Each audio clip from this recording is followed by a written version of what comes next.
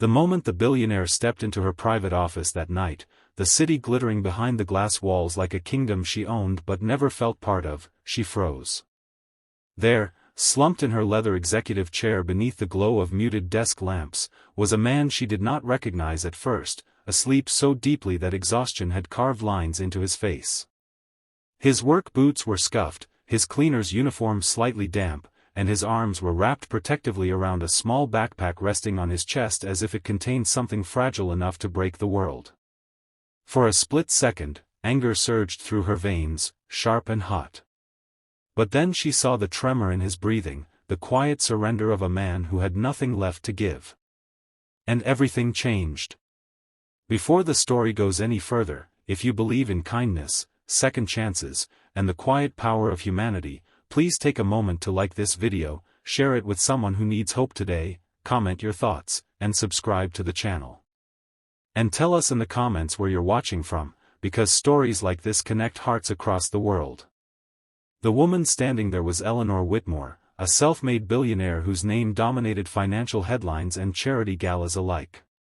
She was known for her brilliance, her steel spine in boardrooms, and her emotional distance from everything except results. Her life was built on speed, control, and numbers that climbed higher every year while her personal world shrank into silence. The office was her sanctuary, a place no one entered without permission, and certainly no one slept in her chair. Yet as she watched the cleaner sleeping before her, something about the stillness stopped her from calling security. The building was nearly empty, the hour well past midnight, and the city below hummed like a distant ocean. Eleanor noticed the way the man's hands were rough and cracked, the way his shoulders curved inward as if life had taught him to take up less space. His name was Daniel Harper, though she would not learn it until much later. He was a single father of a 7-year-old boy named Lucas, a child whose laughter had once filled a small apartment that now felt too quiet. Daniel had lost his wife to illness 3 years earlier, and with her went the balance of his world. Medical bills swallowed their savings, grief drained his strength, and the job he once held disappeared when he took too many days off to sit beside a hospital bed. Cleaning offices at night was not the dream he once had, but it was honest work, and it paid just enough to keep the lights on and food on the table. Each night, after putting Lucas to sleep, Daniel rode the bus across the city, cleaning spaces where success lived, while his own life remained fragile and uncertain. That night had been harder than most. Lucas had woken up crying from a nightmare, clinging to his father with small shaking hands, begging him not to leave. Daniel had promised he would be back before the sun rose, pressing a kiss to his son's hair and whispering reassurances he himself did not fully believe. By the time Daniel reached Eleanor's office floor, his body ached with exhaustion that went deeper than muscles. He had finished wiping the glass walls, emptying the bins, and polishing the desk, but when he sat down for just a moment to rest, sleep claimed him without permission. The chair, soft and warm, felt like the first kindness he had felt all day. Eleanor stood there longer than she intended, watching a stranger sleep in her space, feeling something unfamiliar press against her chest. She thought of the nights she stayed awake by choice, fueled by ambition, staring at screens filled with data while ignoring the quiet loneliness of her penthouse. She thought of how many people moved through her empire unseen, cleaning, delivering, maintaining, all essential yet invisible. For the first time in years, she felt the weight of another person's life collide with her own. When Daniel finally stirred, panic flooded his face as he realized where he was. He scrambled to his feet, apologetic and terrified, expecting consequences he could not afford. But Eleanor's reaction shocked everyone who would later hear the story. Instead of anger, there was calm. Instead of punishment, there was curiosity.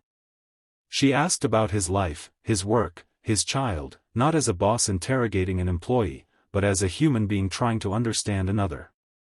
Daniel spoke carefully at first, then with quiet honesty, explaining how exhaustion had overtaken him, how he never meant to disrespect her space, how he just needed a moment to breathe.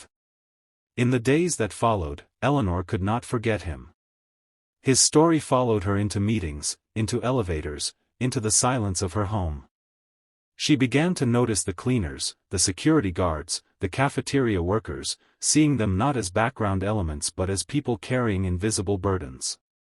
She asked for Daniel to be reassigned to daytime work with better hours, then arranged for childcare support without announcing it as charity. She visited the building's lower floors more often, learning names, listening to stories, letting empathy soften edges she had sharpened for decades. For Daniel, the changes felt unreal at first, like a fragile dream that might shatter if he moved too fast. Day shifts meant he could walk Lucas to school, help with homework, and sit beside his son at night without rushing out the door. The extra support meant he could breathe again, could imagine a future that did not feel like constant survival. Lucas noticed the difference in his father before anyone else, seeing smiles return, hearing laughter where silence once lived. As weeks turned into months, Eleanor and Daniel's lives continued to intersect in small, meaningful ways.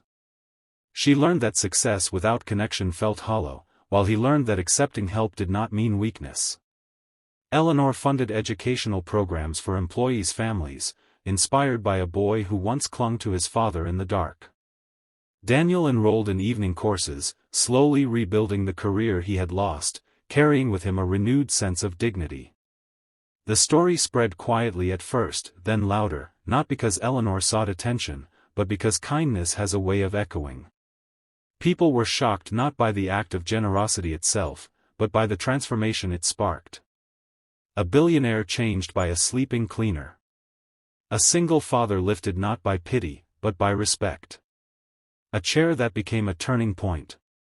And now, as this story draws near its end, if it has touched your heart even a little, if it reminded you that compassion can change lives in ways money alone never could, please take a moment to like this video, share it with someone who believes in humanity, and engage with the channel. Your support helps stories like this reach the people who need them most. Before the final moments fade, we have a special request for you.